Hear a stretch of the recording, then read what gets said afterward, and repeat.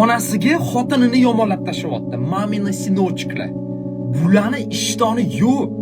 Bularni pasida hech nimasi yo'q. Bularni erga berish kerak edi. Kechqurun xotining bilan baribir kechqurun birga bo'lasan, birga yotasan. Nimaga onangga yomonlaysan? Bunchalik darajada bo'lmasligi kerak. Erkak kishi o'rtada balansировать qilib turadi hamma narsani. Balansda bo'ladi. Onani o'zini roli bor, xotinning o'zini roli bor. Xotinni hech qachon onaga taqqoslab bo'lmaydi. Chunki xotin qiladigan ishni ona qila olmaydi. Onani hayotda xotinga taqqoslab bo'lmaydi.